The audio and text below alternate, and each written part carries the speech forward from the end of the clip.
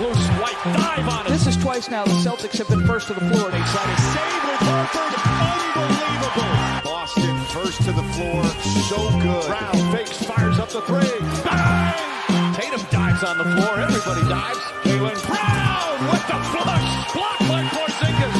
He's doing it all. Tatum spinning, driving, layup. Washington drives. Blocked by White. Oh, what a block from Derek White.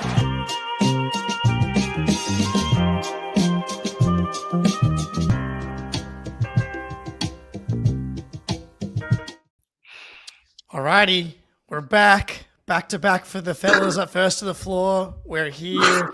Celtics win 123 to 105 against the Hospital Sixers take on the Hospital Celtics. One of the more hospital games I think I can remember, Greeny. Easily. And honestly, before we dive in, I think we now need to, or you guys now need to add Baylor Scheierman diving to the floor to your intro. I mean, he was built. You got to get him on the show and be like, dude, you are literally the embodiment of our entire show. But yes, it was one of those, like, you're just hoping nobody gets. You're hoping that they win, right? I mean, that goes without saying. But you're hoping nobody gets hurt. You're hoping nobody has to play big minutes. You're hoping to see some flashes from your deep bench. It's like everything you could have wanted to see in this game. Like, they took it seriously. They didn't screw around. They didn't play poorly. Like, they got contributions from everyone. Tatum was incredible,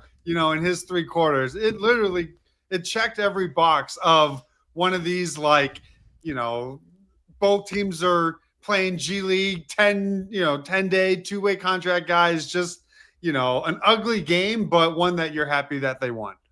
We are happy that they won.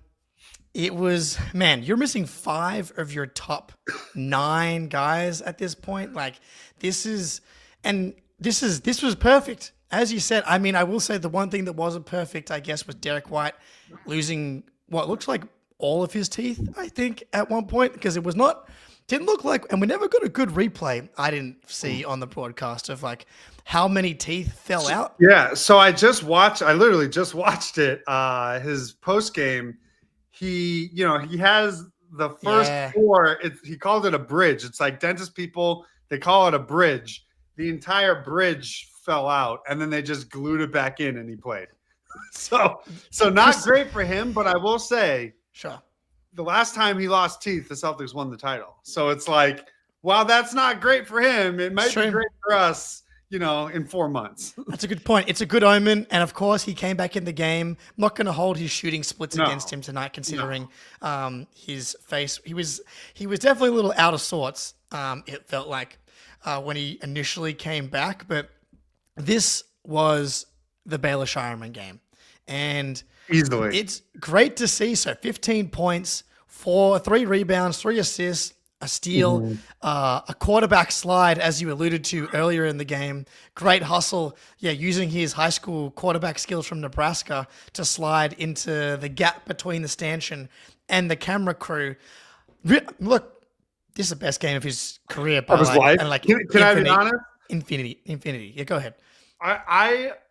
We all needed to see it, right? I mean, he's been objectively horrendous, small sample, not his fault, whatever. But like, I think we all needed to see that, what did Brad see in this draft pick? Well, I'm watching him play today, and I'm watching his pace. Is this lefty Luka? What am I watching right now? He's slow, but he's getting to his spot. He barely jumps on a mid-range and cashes it. He's making spot-up threes. Like, I don't know. I know I shouldn't put stock into it because these are barely NBA players that he was going up against. But at the same time, I think I was so desperate to see anything remotely positive that, like, I'm ready to jump 2 feet in and get hurt. I'm ready. I'm ready to allow myself to get hurt. Shout out the chat. Shout out Ben. Shout out my Uncle Tim in the chat. Is Baylor Scheierman, does he have the ability, but is he defensively, is he Svi Mihailik? I thought defensively he was pretty solid tonight. He's kind of good. I'm telling you, he held his ground. I think Kelly Oubre made a tough jumper over him, but he was in perfect position. I don't know, man. I see it. It's like, if the jumper is there, I kind of like him on the floor because I like I like the pace and the feel that he showed. I mean, who knows if he plays against, average NBA players, maybe it doesn't look as great, but at the same time, if all I need from him is to spot up and make some open threes, maybe pump fake and hit a mid-range jumper with some passable defense, like, I don't know what we're talking about. What we're cooking something pick, like no 30th pick, like it's still gravy no matter how you look at it. No, look, the hope is for him to give you shooting, and he's not a Hauser level shooter. And Rui in the chat, we're already getting crazy. What will Baylor need to do to steal some Sam Hauser minutes? He will need Sam Hauser to be injured. Yeah, like he can't be on the team. Like he'll be traded or something before. Yes. No, we're not. And that's why Baylor got minutes today, right? Like, Sam Hauser also out after twisting. It was good to see that Hauser was questionable on the injury report and not just straight out. So that makes me hopeful that he'll be there. Because remember, he wasn't in a boot or anything, right? When he left the arena. So that was a relief, but no need to play that on a back-to-back when when you have this demon on your bench, like he's got lefty Luka. I don't know. We've got lefty Luka out there tonight, who we're keeping track of the Knicks game here. If the Lakers can help us out for once, the Lakers are actually down 13. Maybe that's a bigger balloon to 13 down. Yeah. Maybe that's a bigger indictment, a biggest indictment yet on the Lakers, because the Knicks can't beat real contenders, and maybe if the Knicks are able to beat the Lakers, then that says a lot more about the Lakers. But anyway, lefty Luka looking a lot better for the Celtics than he is for the Lakers tonight. Look, maybe all he needed was just a little confidence, because it's really hard when you come out of college and you've been playing all these minutes and you're the guy and you're getting all these little spot moments. And tonight it was like you're playing 30 minutes. He hit that first open three and took a monster hit from Yabu. On Yabu? He actually should have gotten credited for 2 charges. They didn't give him the second one.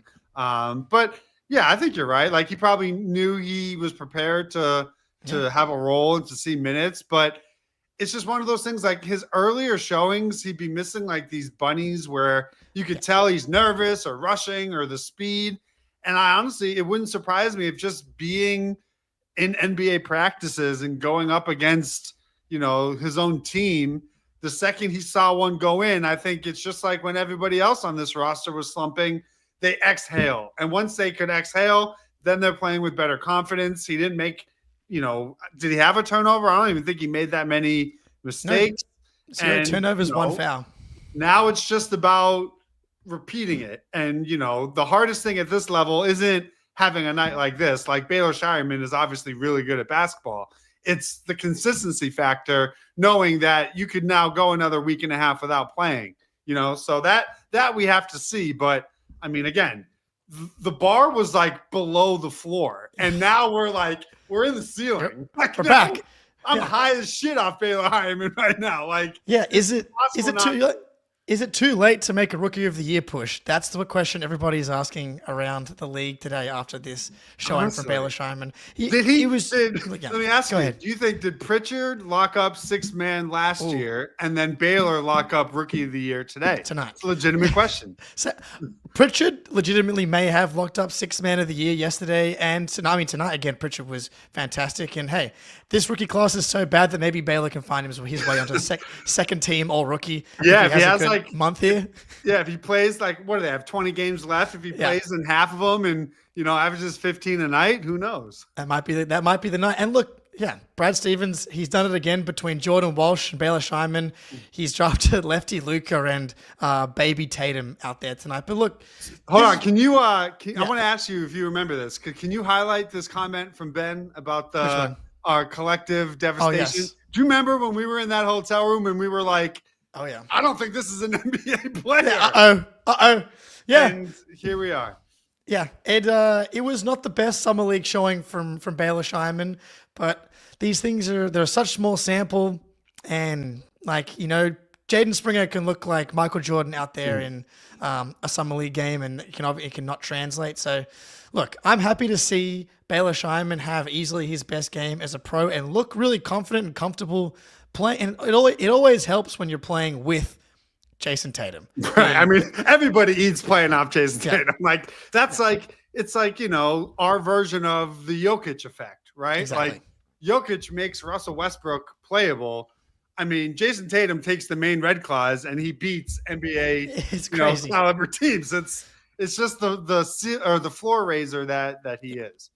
And look, the Celtics are obviously supposed to win tonight. They were like 7-1, 8-1 favorites coming into tonight. But I know Missoula after last game was like, what's cool about the Celtics and what's cool about this team is that the expectation, no matter who is in or out, is that you should win. And the expectation was that they should win this game regardless. But they didn't just win yesterday. They didn't just win today. They blew a really good Portland team, a really solid Portland team out, I should say, and a bad Sixers team. There's no way around it. They were missing Maxey, Paul George, and Embiid. Paul George and Embiid being out, it's actually kind of been good for them, but obviously no Maxey as well. Like, there was no way they were supposed to win this game. But you go out there, and the Sixers are shooting 50% from three, partly because of some bad defense, and you're leaving some shooters wide open. Lonnie Walker, revenge game. Like, that's what we all were. Oh, yeah. That was on me. I thought it was going to be the Grimes game because he's been hot. I completely forgot that Lonnie Walker was on the Sixers, and that was the most obvious thing in the world. I that mean, he was going to easy. hit 5 threes. Easy. Yeah. And as soon as I think Nurse said yesterday, it's like, he hasn't really been playing well, but, it feels like he's going to snap out of it. It's like, yeah, man, guess who's he about to play? And honestly, like, good for him because, obviously Torrey Craig played well today, but again, like the 15th roster spot has been, you can't tell me the Springer and empty seat that they've had is better than what Lonnie Walker could have been. But whatever, it's like you're not going to cry over spilled milk. Like I'm rooting for him. Hope he has a great, sticks around. But it was just like, that's what we were saying. It's Jabari Walker or whatever.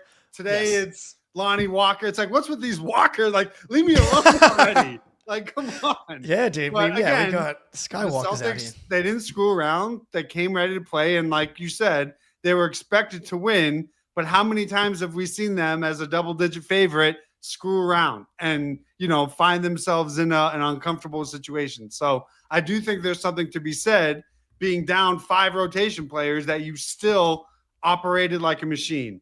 And I think that is what we felt last year, that like no matter what game they played, it was like a production line of a machine. Like they were flawless for the most part. This year, you had that variance of Celtics past where you couldn't really trust what version was going to show up. It does feel like post All-Star break, we're back to the machine. It's like, it's the reminder that, I hated saying it, like flipping a switch, because I just think that excuses playing poor basketball. Like there's a standard you have to play to. So I kind of hated the flip the switch excuse, but there's no denying they're taking their opponents more seriously, post All-Star break. So, that's really all you could ask for. Yeah, you're 6-2 post All-Star break. You're 12. Like I think you're like 15-14 or 15 and. I think it's 13-3. 13 out of the last 16. Yeah. Okay, yeah. So like they're on a roll, and like these games are the games you have to win. We talked about like you want to get that 2 seed. Like coming into tonight, the Celtics are up to a 97% chance of getting the 2 seed. These are the swing games, right? Yeah. Like this could have been like the Houston loss by 2 points where 40-20 was in the balance. Now it's like you don't want to look back and be like, damn. We have a harder playoff path because we couldn't beat the tanking, depleted Sixers. Like, no excuse. That's especially when you have a game like on the horizon on Saturday that could end up being a toss-up. Tony Brothers is probably going to get the call. So it's like, it's just, you can't waste. And this is, I think, good practice for, playoff rounds. Like, don't win the games you should win, and you'll win the title is basically the overall, takeaway. Just win the games you should win and win all the games, really. I mean, there isn't a game you shouldn't win. So yeah, exactly. But yeah, I also thought they put Lonnie Walker in a tough spot in the middle of the game. Like they had a sideline interview with Lonnie Walker, and they asked him, "You're playing well.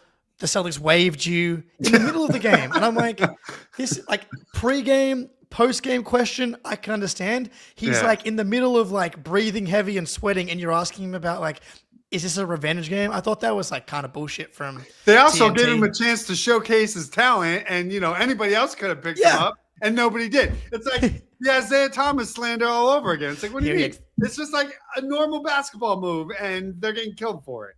Yeah, that's good spin. They actually did give him a chance to showcase, and he came in, was very professional, got himself a contract overseas, and now he's back in the NBA playing alongside legends like Jared Butler and Dalton Jr. and Adam Boner. Yabu is a legend, though. Yabu is a legend. Shout out Yabu. He is. Jason Tatum enjoys attacking Gershon Yabusele is something that I learned a lot tonight. Anytime he was anywhere near him. He wasn't on the team Tatum's rookie year, right? I think he was. I think he was. Okay, yeah. So I think that's like another it's kind of like Grant Williams 1.0, right? Like he was the Grant Williams before Grant Williams. And, I think there's always going to be that former teammate battle, but it's also because he's a slow-footed big man. And if you are a slow-footed big man, Jason Tatum is going to put you in space and get by you. So it's it's just the reality at this point. Did it to Drummond, did it to Embiid, did it to Yabu. It's you can't be a slow-footed center and share the court with Jason Tatum because they will hunt you. Yeah, it's not really an insult to Yabu because there are very, very few people in the NBA left that can cover Jason Tatum in isolation, especially at the big man position. But speaking of Tatum, dude just sleptwalked to 35 and 7 with 2 steals. 2 assists and 3 steals, 5 for 11 from 3. So he was 5 for 11 from 3, but he took 23 shots and he needed to tonight. Yeah, and that's what was so interesting about, and what I was so curious about, last night was the Hospital Celtics with the Jalen version where, the shot distribution was more balanced. He, had a lot more playmaking. He struggled from the floor. Tonight, it's Hospital Celtics Tatum edition, and this was a much more Tatum-focused offensive approach. He barely missed in the first quarter, so you obviously play through that. But it felt like, the others were more of the the pieces to the puzzle last night. Tonight was Tatum's going to dominate. And then once it's the lead is 15-16, then the bench is going to come in and do it. Where last night it felt like the bench is what built them that lead. Today it just felt like Tatum just dominated, and by the time he came off the floor, it's like, all right, you guys take it from here. So it was interesting that they could change their approach and their style on the fly like that.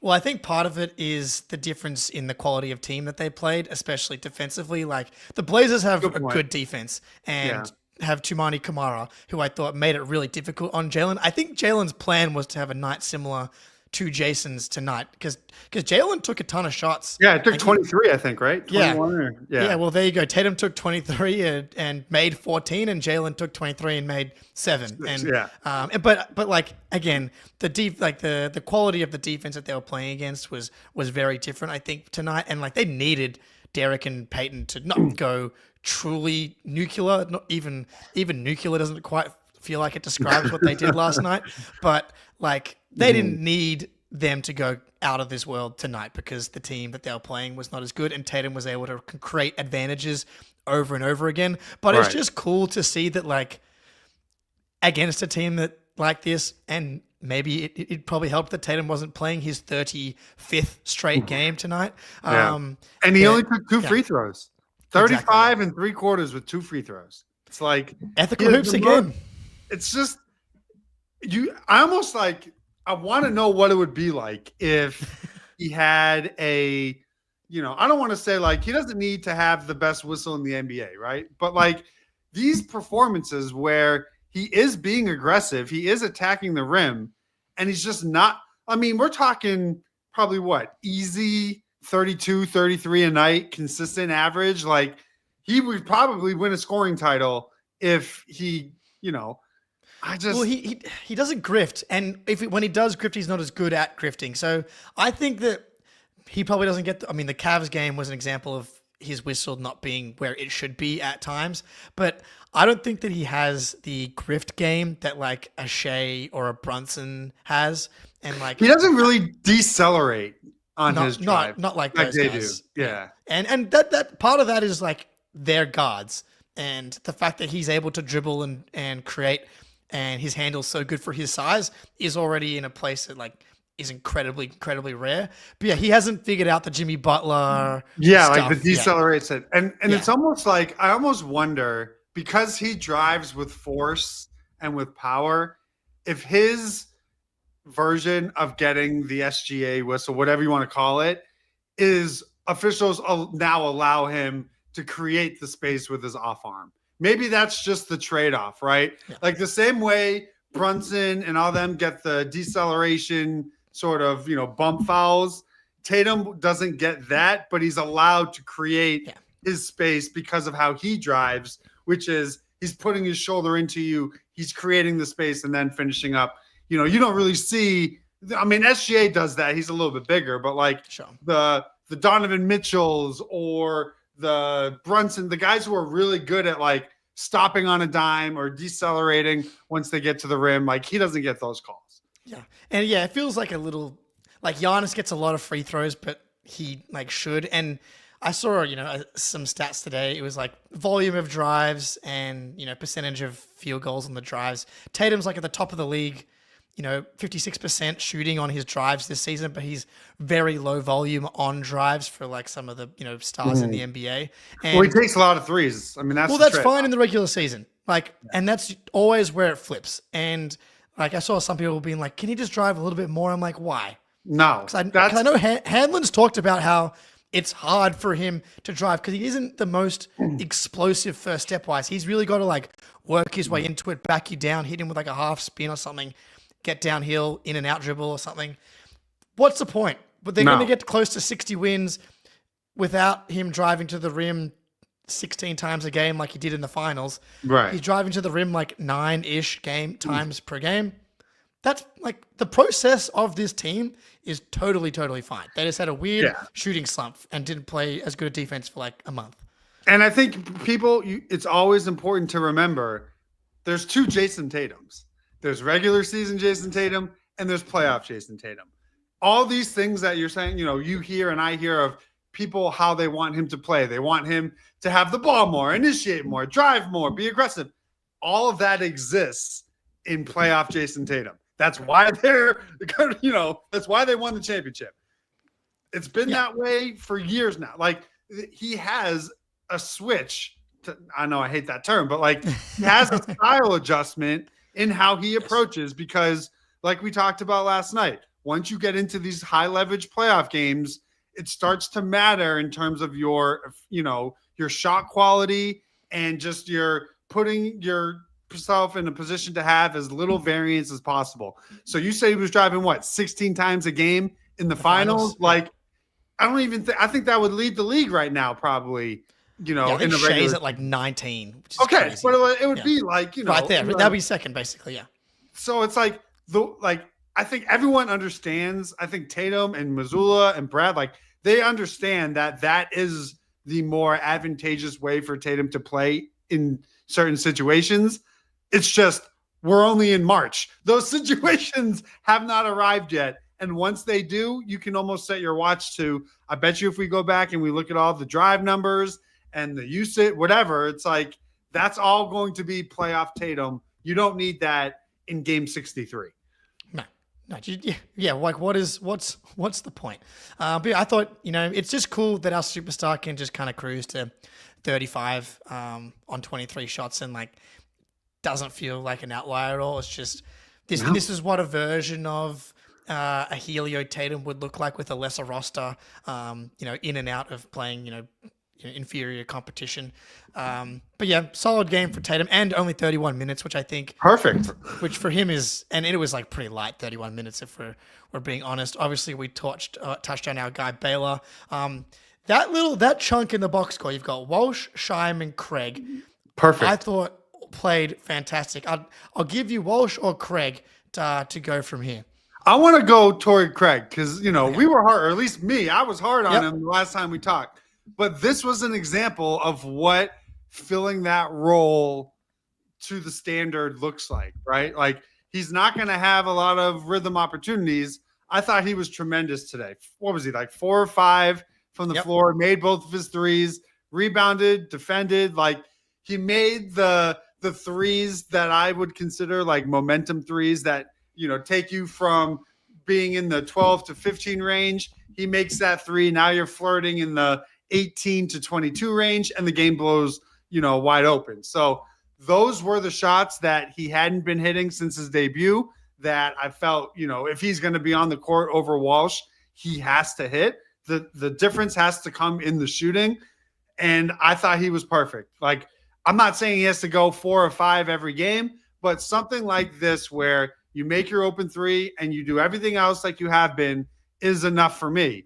Having said that, I thought Jordan Walsh was just as good. Like, he made his threes. He had energy, good defense, good rebounding. So, again, it's more of just these end-of-season games, get them confidence in the event that you need to break glass in case of emergency in a playoff series. But, today was, I feel like, the first time in, since his debut that Torrey Craig played the way that I think Brad envisioned when they got him. Yeah, look, I think he's played 2 good games now, and a lot of garbage time. And I think that's just going to be – that's to be expected. If he plays 4 games, 2 of them are probably going to be like, and 2 of them are going to be like, thumbs up. And that's the reality of a 34, 35-year-old buyout guy. Yep. But tonight was solid. Everybody was getting on the boards tonight. And that's like that's like a fun thing about the Stay Ready crew. Like 16 offensive rebounds tonight. The Sixers actually also got 18. Felt like 5 of them came on 1 possession though, to be honest. And then the flip side was true on the following possession for the Celtics. But everybody getting on the boards. Torrey Craig with 4 himself. He had 2 from 2 from 3. That's great. I'm very invested in the success of Jordan Walsh, and I thought tonight was good. We didn't have any transition issues defensively tonight. The only moment that I wish he would have had for everybody was like he had the fast break. Tatum hit him with like a bounce pass on the right wing, and it was like a little bit low, but Walsh just completely dropped it and then went out of bounds, and then it was a timeout. But I was like, that would have been a great moment for Walsh. Pick that thing up, fast break, hammer it down. But otherwise, the defense was solid. He hit another. He went 1 for 2 from 3. Yep. And again, I like it. And I hope that we're just going to see a little mix of Baylor and Walsh as we kind of get down. Well, so this is what I was going to say. Now that, Craig is, your trusted veteran, but you now, in theory, could be a little bit more cautious with this Sam Hauser sprained ankle. If Jalen needs another game here and there for his knee, you can if the deep bench wings are going to be playable, this is the time to be extra cautious. And I think that's for the immediate short term, the value in those guys playing well, because, Hauser might play on Saturday because it's a big game in the Lakers. But let's say it was anybody else, maybe he sits, or maybe you can, not. If he's struggling from 3, maybe you pull him earlier because, you feel that Walsh or Baylor or someone is in a rhythm and can give you good minutes. So I just think them playing well should encourage Missoula to not ride the rotation guys through the end of the year. There's no point. I understand if you want to load up some minutes in the Lakers game and you want to load up in the Thunder game. Yeah. Other than that, if the Knicks game matters for seeding, it's statistically unlikely that it's going to. But if it does, then that's the other one. But there were 4 big games. We've already talked about it: Cavs, Nuggets, Lakers, Thunder. Other than that, tonight and yesterday is how you should be managing the season. And it's way more fun when these games end in wins and blowout wins, obviously. But the process should be the same regardless. But back to what you said before, though. It's feeling like the culture and the system and the buy-in, the stay ready groupness of this team is starting to come to the forefront as well. And that should, as you said, give Joe confidence. Just play these guys and feel comfortable to Tatum or Jalen or whoever take a night off. Take it off. It's good. We got to have your eye on the future. Someone asked Tatum today, did you feel better after the game? As opposed to how you felt in the Nuggets game in your 33rd straight performance, probably pretty good. And we understand that you love playing, but which is almost why, I was getting kind of mad that Joe kept leaving Pritchard in this game. Same. I was pissed too. Like 30-point game, 6 minutes to go. It's like, get the big dog out of here. He's so twitchy. I'm like, this is a bad misstep away. Like, but there was one where he got blocked and he waved them off because he was like, leave me in. And then he immediately hit the three. And then there was another stoppage. I'm like, all right, now they're going to take him out. And he came back out on the floor. I'm like, Joe, there's 4 minutes left. They're up 23 points. Like, I'm pretty sure they can handle it. I don't know if you know this, but you have lefty Luka on your team. Like, just give him the ball and let him close the game out. Yeah, and you've even got Xavier Tillman on your team, who actually made 2 shots when he came and in, didn't turn it over. It's a miracle.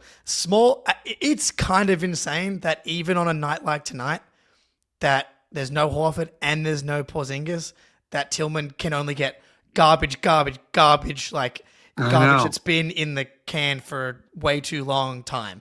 It's so confounding to me. He doesn't look great when he's out there, but I wouldn't say Cater had a great game by any means tonight either. So it's like, why? Or we're gonna find out because he made his three. His three was pretty good, and he didn't hesitate on it. You know, like we gotta remind Torrey Craig, like he's on the Boston Celtics. There is no such thing as a bad 3-point shot. That's right. Get it up. That shot is not shooting it, let alone missing it. We've lived through the semi. The pump fake. I can't do that again. Like you need to shoot the ball if you're open. But I don't know, man. I like you said, Tillman hasn't been, overly impressive, but I feel like a lot of that is just game shape. Like he just looks heavy and like he's not in shape, very heavy. But he's never played. So it's like, it's tough. I don't know. You want to call it a miss maybe, but at the same time, like he gets to live off that game 3, 3. So it's like, whatever. Legend forever. He's not going to be on the team next year. So it's like, I don't even waste time thinking about it. Yeah, it doesn't matter. I'm just surprised. Like, because Cater, I thought, was a disaster in the first half. And as we talked about after the Nuggets game, it's like, it's going to be a roll of the dice. Yeah. 1 in 6 is going to be the good. 2 in 6 is going to be we survived. And 3 in 6 is going to be probably bad. And we got a bad one tonight. I thought he recovered kind of well. It's weird. In the second half, like he had stretches where he missed like 5 straight bunny putbacks. But then he has another possession where he does a great job on the Baylor, corner 3, finding the weak side shooter. But then he has another possession where it's like he can't read. It's just it's like you never know what to expect. It's like a roller coaster by possession. Yeah. It's like, and that's the life of a 4th string center. Even playing against bad, and a bad opponent, like but then next thing I look up, he's catching all these lobs, and it's like. Now he's Rob Williams. It's like it's such a confusing player. Yeah, and look, to rebound because in the first half, let me see, because he was 4 for 10 for the game, which is very bad for someone because he only shoots from the rim. So he was 1 for 6 in the first half, but then he was 3 for 4 in the second half, and so he definitely was better in the second half. So I got to give him credit for rebounding in the second half, and also I just want to give a quick shout out to Luke Cornet, who is now at a point that like he's clearly a cut above. Like you play a game against an opposing team's hospital team, and it's like very clear that Luke Cornet is the best big man in the rotation. Maybe Yabu as well, but like the Drummond, the Adam Boner that was out there, it was like Cornet's clearly the best like traditional big man out there tonight. I mean, he's the Al Horford replacement. Whether we want to admit it or not, he is the Al Horford. He almost shot a 3. He considered shooting a 3 for a moment in the corner today, but then he was like, no. I don't see anything on their roster that's remotely close to filling that role. I don't see anyone. Oh, Jason Tatum. I guess that's true. Like you can play him at the 4. That is true. But I'm saying as a big, I think their ability to maintain their level with Cornet on the floor is what makes him the Al Horford replacement. You know what I mean? Like he doesn't shoot the threes. There is no Horford replacement. But it's like you're gonna have to replace him at some point. He's not gonna be around at some point. So someone will be the de facto replacement. And I think how he moves the ball, his defense and his rebounding, and how they're able to shift how they play with him on the court makes up for not having the safety valve catch and shoot 3 that Horford provides. He's not going to be able to guard smaller guys in space, right? Like it's Al Horford. He's a fucking knight for a reason. He's a one-of-a-kind player. But when you look at who the big man will be to fill that role, it does feel like Cornet's going to be that guy. Yeah, man. Offensively, there's no drop-off with him out there. Like, the way that Tatum has chemistry with him in the pick and roll, and Pritchard too in the pick and roll. Pritchard as well, and they do this thing now where like Cornet's kind of like on the left wing while on the other side Tatum's running an action or posting up with someone on the opposite, and the big man who's guarding Cornet is like in the paint because they're not expecting him to shoot, but then they move the ball around, gets to Cornet, he just turns, handoff, screen, roll, and gets the offense going. Like the chemistry and the passing and the IQ totally makes up for the at least unwillingness to shoot the ball for Cornet. So yeah, offensively, it's like how they used to run offense with Rob. Yeah, exactly. Rob didn't shoot threes, but they were still an elite, high-powered offense by doing a lot of the same things you see with Cornet. High screen and roll, lobs. How many times did we see Rob with designated handoffs or him at the nail as a passer? Like that's how they play with Cornet. It's the same thing. Yep.